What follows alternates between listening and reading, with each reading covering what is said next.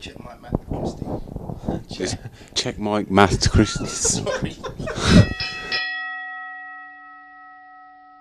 Hello, welcome to this week's Opening Bell. I'm Boxing News Editor Tris Dixon, joined here for a special 50th edition of the Opening Bell by Matt Christie. Matt, when we started this 50 episodes ago, who would have thought we'd still be here? Not me. I'm trying to think, actually. I can't remember the first one. I know. We were stuck in the flipping changing room round there. We were in the shower cubicle, yeah. weren't we? Yeah. Trying to cut out all the bad background noise that we had to start with. Yeah. I think that was part of the problem, actually. that now we're not hiding in the toilets or carrying down the shower. It's actually a little bit better. Yeah. Oh, God, they were the days, weren't they? Yeah, flipping heck. Do you remember that? God. Yeah, haven't we come a long way? And you're in We have. Vegas tomorrow. I know. So gone a long way from the toilet cubicle to Las Vegas, hey? Rock and roll. So, yeah, I wanted to talk. It's a 50th edition, so we'll change something up to an extent, and let's make it predominantly about Las Vegas. And more specifically, before we go down any Las Vegas tangents like we do sometimes, we'll make it predominantly about Manny Pacquiao, who you're going to see. You might witness the final nail in the boxing coffin of Manny Pacquiao. Is that something you envisage seeing? Not really. I think for it to be the absolute final nail, I think with the earning power that Pacquiao's got, it would take something like him to be stopped and convincingly stopped. Say Bradley to start fast and Pacquiao to be absolutely blitzed within 3 or 4 rounds for Pacquiao at this stage really to turn around and say, okay, that's it. I think, a few people now are tipping Bradley to win on points, and you could still make a case for Pacquiao coming back if that is the outcome. I mean, Bradley is the underdog to the bookies, 7-4. Manny 4-7 on. You can get 22-1 on the draw, which isn't a bad bet. I know we bang on about those cheeky fivers on the draw and have done for the last 50 episodes, but that is not a bad bet, is it? Given the controversy the first time, given where they are in their respective careers, it should be more even this time than last time. Do you agree? Yeah, absolutely. I think you can make an argument that Bradley has improved since then. Pacquiao hasn't. And it's always interesting to see how the judges are going to score this, because the last fight was so controversial that what are the judges going to do? Are they going to go into it with an open mind, with absolutely nothing, no consideration to that first fight whatsoever? It's hard to believe that they'll be able to do that. Well, remember about the Lennox-Lewis fight when he fought Evander Holyfield the second time, and Lewis won by a wider margin in a fight that looked far closer. And people wondered if the judges then didn't have preconceived notions about trying to even things up on behalf of the boxer and the sport. But obviously that's not the right way to go about things. Betway, by the way, have Pacquiao 1-2 on favourite, Bradley an 8-5 outsider, and they have the draw longest shot at 22-1. Interesting stuff indeed. Bradley, I mean, he's very, despite his win, despite beating Marquez, do you still see him as the B-side of this fight? He is, and that's how he's been labelled, isn't it? I mean, despite winning that first fight, officially he was the winner in that first fight. This has still been billed as Pacquiao versus Bradley 2, as opposed to Bradley Pacquiao 2. And he's nothing like the attraction that Pacquiao is, evidenced by Bradley's 2 performances since. The Marquez fight had a bit more of a razzmatazz feel than the Provodnikov fight, but Bradley alone does not sell a contest. Pacquiao does, and that is the difference at this stage. What is it about Bradley that hasn't connected? I mean, the guy's got all the skill in the world. He's fought on the road. He's fought now Marquez. He's beaten Pacquiao. He was in that fun fight with Ruslan Provodnikov where he put it all on the line. We've got a great interview of him with Don McRae that he did after that online, which you guys can check out in the McRae files. He put everything on the line for the fans that night. Yet still, he's not Mr. Popular, is he? No, he's not, and he's not. He to me, he comes across well in the vast majority of interviews. Spoken to him on a couple of occasions. Considering he is one of the best pound for pound guys, he's also one of the most humble guys out there. But I also think he is at this moment in time probably at the most popular he has been, as a result of of the Provodnikov fight, and he looked fantastic, I thought, against Marquez. If he beats Pacquiao convincingly, we could see Bradley start to move into that kind of, that very, very exclusive club of where fighters can command hefty paydays. But I think it would take a very, very convincing win. I think there's a couple of things there. Bradley, one thing you didn't mention when you said about his popularity or lack thereof is he took a lot of the flack for the decision in the first fight, which obviously he's not the judge, he's not the official, he doesn't score it, but he was criticised for his part in the heist, as people saw it.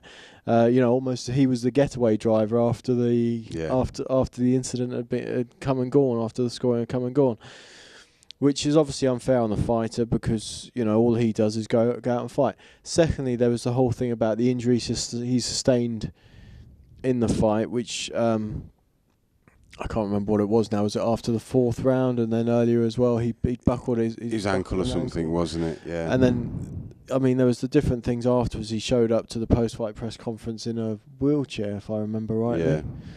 Yeah.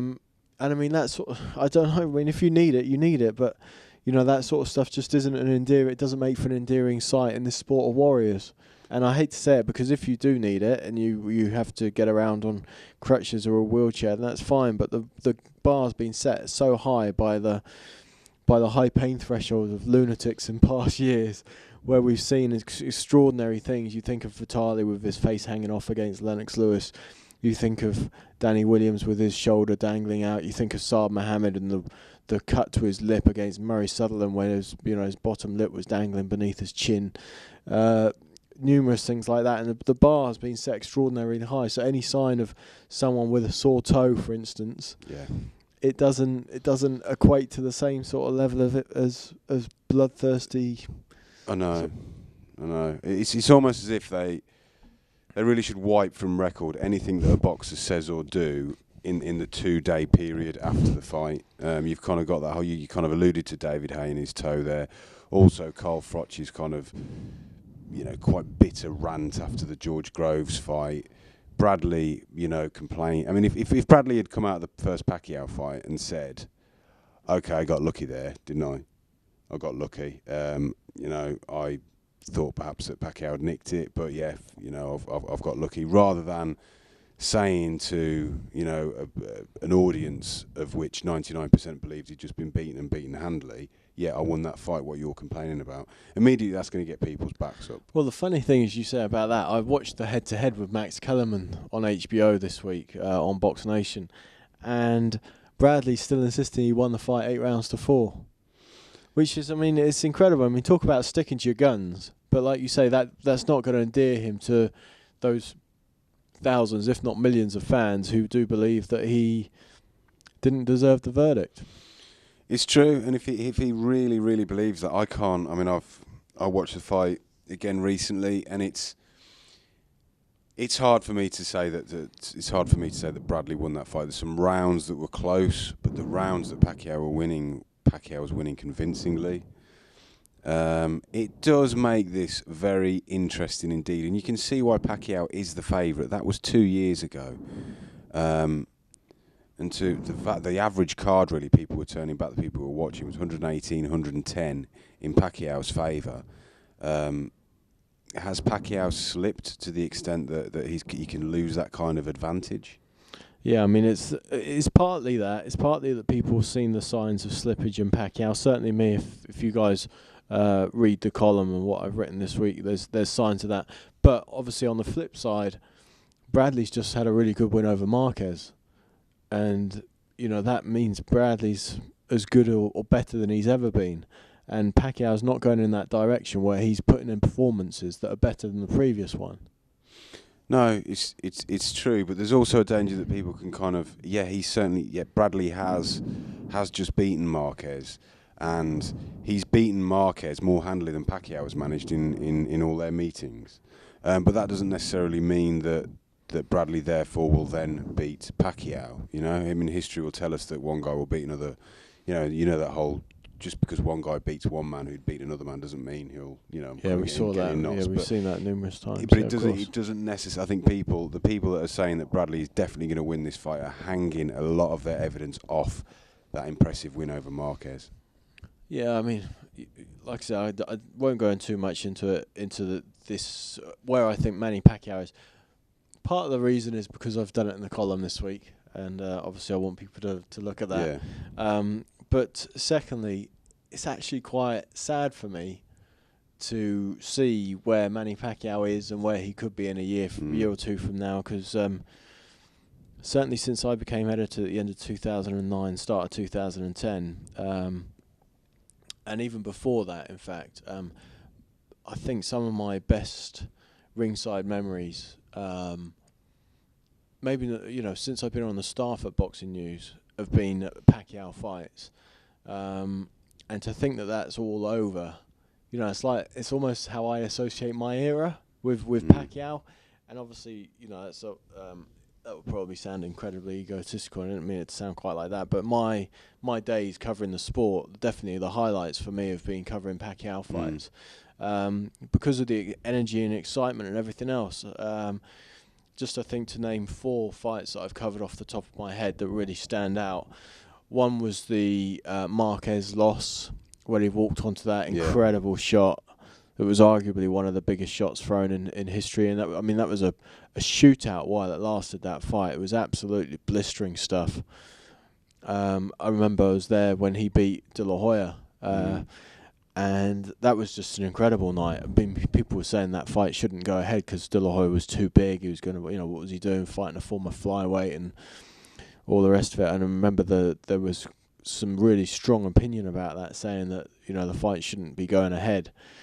And to see Manny go to work that night was just exceptional. And then I was there the night he blitzed Miguel Cotto, and that fight was good, competitive for 3 or 4 rounds. And then he put his foot on the gas and iced Cotto in the last round. And then, in fact, I went over to the Mandalay Bay afterwards, where he performed his post-fight celebration. He grabbed the microphone, was wearing a fedora, and sang to a crowd of thousands in the Mandalay Bay, which was just surreal. I was there with the Times' Ron Lewis. That was a crazy thing. And then it was a really good trip and time in Dallas when he fought Joshua Clottey at Arlington Stadium. They were sort of piloting that stadium for boxing. They've had a couple of events there since, but that was big. It was special. It was new. Clottey had a good hard fight with Miguel Cotto that he was coming off the back of, and didn't put up much of a opposition against Pacquiao. But then, not many people were at that point in Pacquiao's career. He was that fast, he was that good, he was that powerful that he was basically mowing down all that went before him. And the Pacquiao that I've mentioned there in the De La Hoya fight, in the Clottey fight, and in the Cotto fight, to an extent, a bit in the Marquez 4th fight as well, but it wasn't there when I saw him in China against Brandon Rios last year. It just wasn't. It didn't, to me, look or feel like the same Manny Pacquiao. And it's sad because, fighters get old. We all get old, and, we all want to be younger again when you get to a certain age. When you're young, you want to be older. When you're older, you want to be younger again. You can't get that time back. And Manny Pacquiao now is a 35-year-old prize fighter, and name me 10 prize fighters in history that got better after the age of 35. No, it's something I did on the website recently where I kind of examined other great fighters from history and compared them to Manny Pacquiao in terms of what they went on to achieve at the age of 35 and onwards, and it doesn't make good reading for Manny Pacquiao, to be honest with you. The vast majority will decline. However, within those, there were a few that still came back and reinvented them. I think we've had this discussion before on here, but there is still a feeling for me that although the Pacquiao who bashed De La Hoya from one side of the ring to the other, and then starched Ricky Hatton, then feasted on Miguel Cotto, he's certainly gone. That animal has gone. But there is another train of thought, and perhaps one that I am optimistically getting on, is that Pacquiao could still have a couple of years left in a slightly different, slightly calmer, slightly more controlled nature. Yes, that fearsome beast has gone, but there still might be a pretty calculating champion still there within Manny Pacquiao. I was obviously I wasn't there, but I was quite impressed with what I saw against Rios. And if Pacquiao was to win at the weekend, I wouldn't be surprised if he was to record a similar performance that he did in the first fight.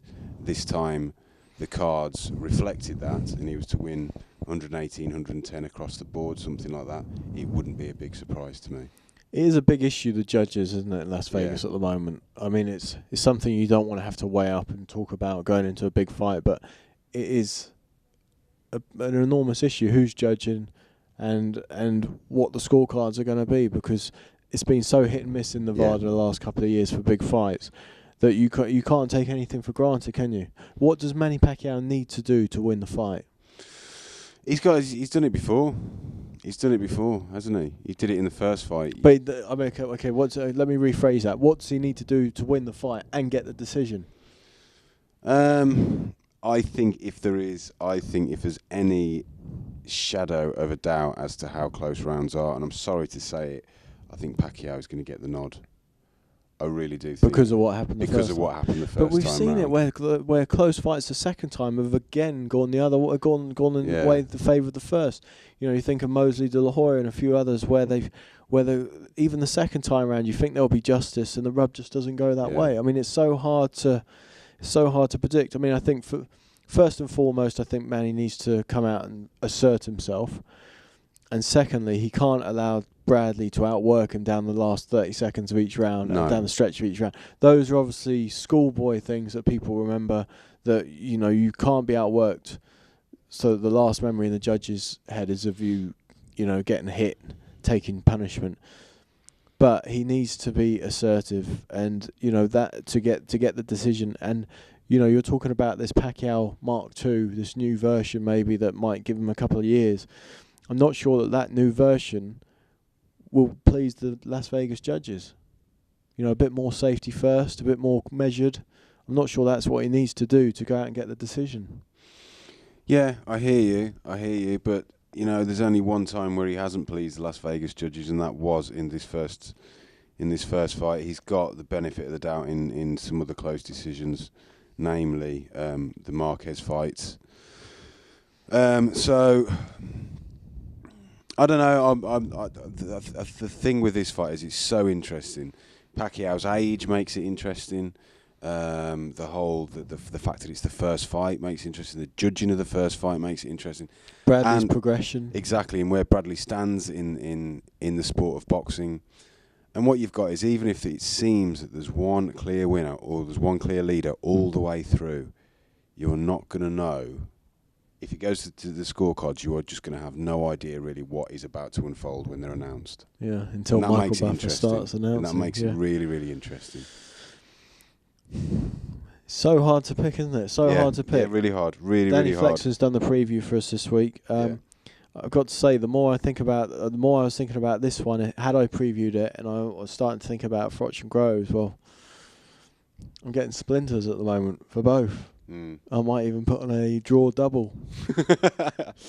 Yeah, I mean, get some great odds. My first instinct when the rematch was announced was that Pacquiao would win. As the fight is getting closer and closer and closer, I'm reading more from Bradley. I'm reading the same old things from Pacquiao. No offence to Manny Pacquiao, you know, I think over the years, the fact that the English is not his first language hasn't done him any favours. He can come across quite dull, really, in interviews when you sense that he isn't quite saying what he wants to. But you're hearing the same things again from Freddie Roach. Yes, Pacquiao's looking fantastic in training, probably better than I've ever seen him. You know now to take that with a pinch of salt. But what Bradley is saying, he's far more convincing. And I'm not saying if there's a gun put to my head on fight night, I would pick Bradley. But at the moment, I'm swaying slightly towards Bradley, but obviously I'm going to be very lucky, very humble to be in the privileged position to be over there the next few days, and I'll be fascinated to see how my opinion changes when I'm in the thick of it. Yeah, and of course you'll be blogging religiously on the site. Yeah. Is there any way Pacquiao can get any kind of edge before the fight? We've seen, I mentioned the Groves Frotch mind games and what have you now. Bradley doesn't seem to be fazed by a great deal. I remember him coming over and beating Junior Witter over here when he was relatively inexperienced. I think he'd had about 20 fights to his name. Completely unflustered, came here, decked Junior, took the WBC light welterweight title.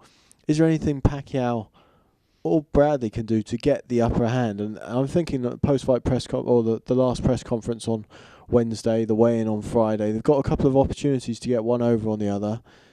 Is there anything that can be said or done now, or is it just a matter of what's going to be done in the ring? I don't think so. I think at this point, I think Pacquiao's too long in the tooth really to fall for anything that Bradley may pull. Bradley isn't that kind of character anyway.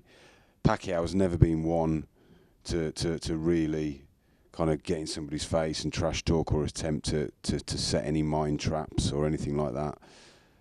I really think that everything that they know about each other will have come from that first fight now.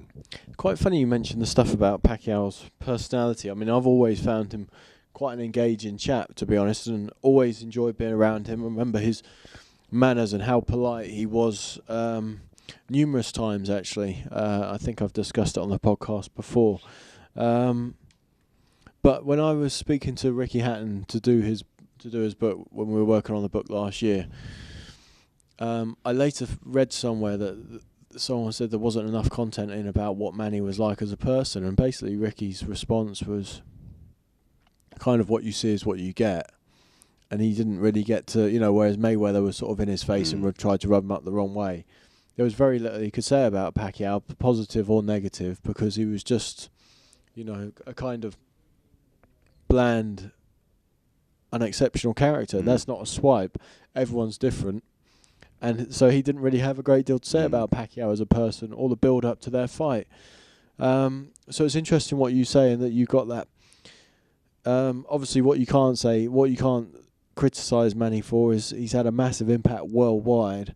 And although, as some people might say, he's not exactly Captain Charisma, he's let his fist do a lot of the talking. And that's, from the time he destroyed basically Marco Antonio Barrera in Texas, that whirlwind captivated the sporting public, didn't it? Yeah, no, it absolutely did. I mean, I hope I'm not misunderstood there. I'm not calling, but what I'm saying is that very often Pacquiao's words they very, very rarely reflect the menace that then tends to, or that used to, ensue. But I suppose that's the politician. But he is an absolute gentleman, and he has been a credit to the sport. But I think for too long now we've heard that he purposely didn't finish a guy off. We've been hearing it now since possibly the Clottey fight, if not the Clottey fight, definitely the Margarito fight. Yeah. We've been hearing that now with every single passing there's one performance. There's one thing about letting a teak-tough Clottey off the hook who's never been stopped and never looked like going anywhere, to Margarito, who had one eye and was pretty much defenceless. Yeah. It's two different specimens altogether, isn't it? And then the Mosley fight where, I'm reiterating some stuff now, but when he hurt him and decked him in the third round, and then they basically high-fived their way through the rest of the contest. It's not what Bradley refers to as a killer instinct, and that's what's missing, isn't it? And there certainly are outside influences in Manny Pacquiao's life now, as there are in like kind of going back to what you said about age. As we get older, then for the vast majority of us, our lives can get a bit more complicated, a bit more can be involved. There's different priorities. You've got to spread yourself a little bit more thinly. And Pacquiao, more than most fighters, has been doing that for a few years now. Yeah, very, very interesting stuff. Pacquiao, we'll do a little roundup on what's going on in a minute, but Pacquiao, should he win, what happens next? I'm not sure. There was talk again of another Marquez fight, as thrilling as the first four have been. As thrilling as they were, I'm kind of a bit tired of that now. Having been at that fourth one, I'd love to see a fifth, I've got to say. Yeah. I'd love to. But I'm not sure. I think Marquez is perhaps further down the line than Pacquiao is now. What about, who would you... Okay, say he beats Bradley on points. then the options would be, I guess, Marquez, Bradley 3, Marquez 5, Bradley 3, or Provodnikov 1. Take your pick out of those three. Well, Provodnikov 1 is the one that immediately leaps out. If Bradley Pacquiao 2 is a thriller, I'm sure there'll be more calls for Bradley Pacquiao 3 than there would be for Pacquiao Marquez 5. Getting lost in all these numbers. But yeah, I think it really, really depends on what this fight is like. How good Pacquiao looks. Because the Pacquiao of a few years ago against the Provodnikov of today would set pulses racing. What about Mayweather 1? Any interest in that fight?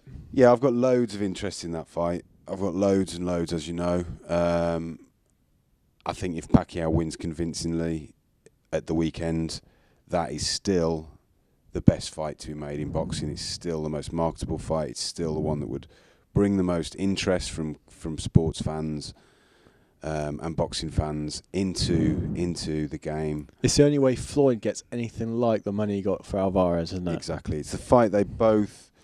I mean, let's not go into it. I could be talking about it for hours and hours, but it is... We've already done 3 years of it. It's the only... If Pacquiao wins, it is really, with the exception of Mayweather going up to middleweight, it's the only real challenge out there for Floyd Mayweather, and it is one of the very, very, very, very, very few fights where you could make a case for Mayweather losing.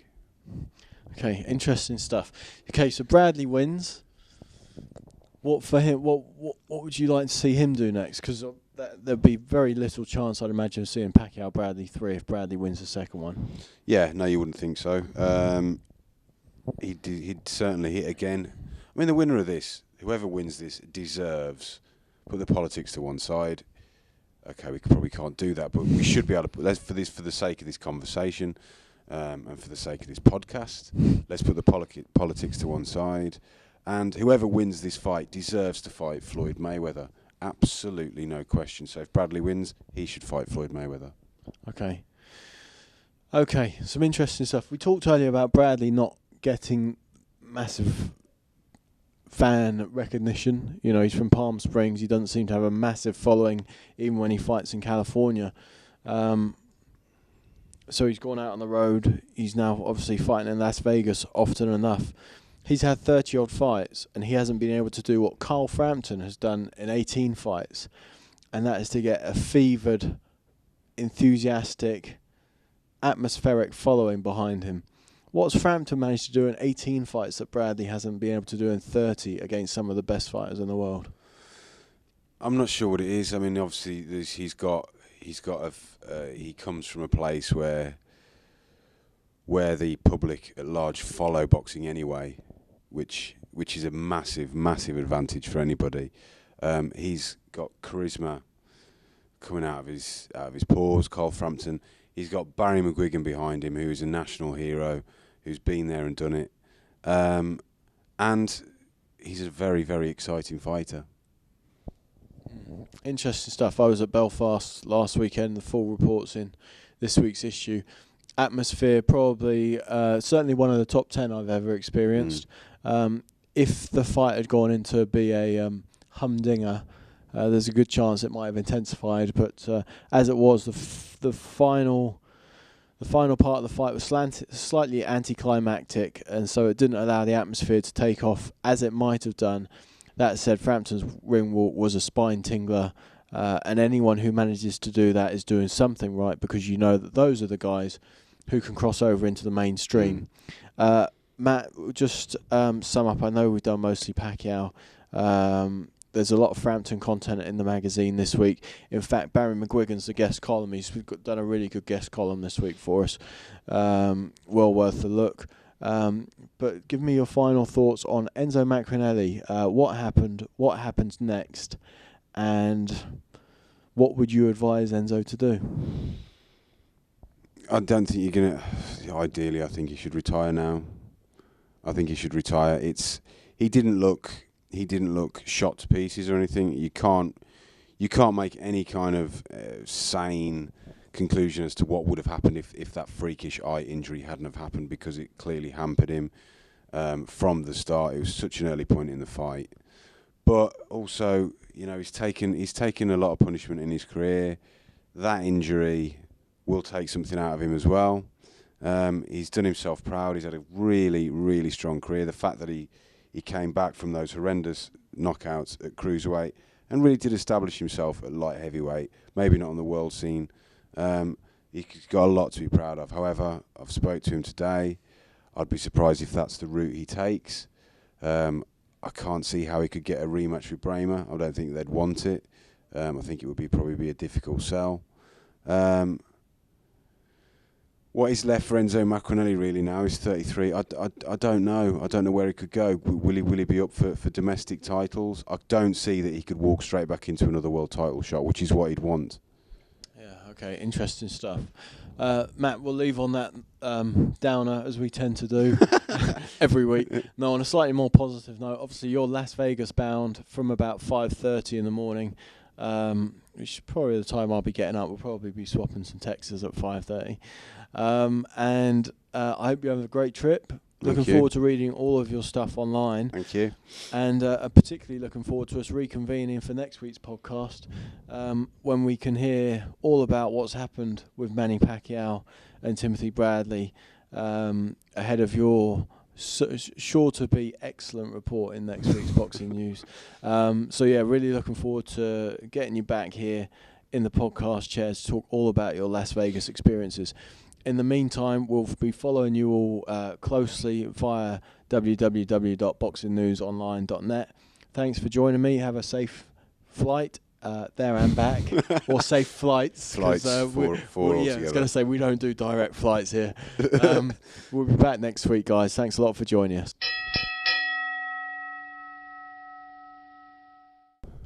Thank you for watching and listening, and remember to subscribe to us on YouTube. Hit the like button on Facebook, comment or write a review on iTunes or Google Play.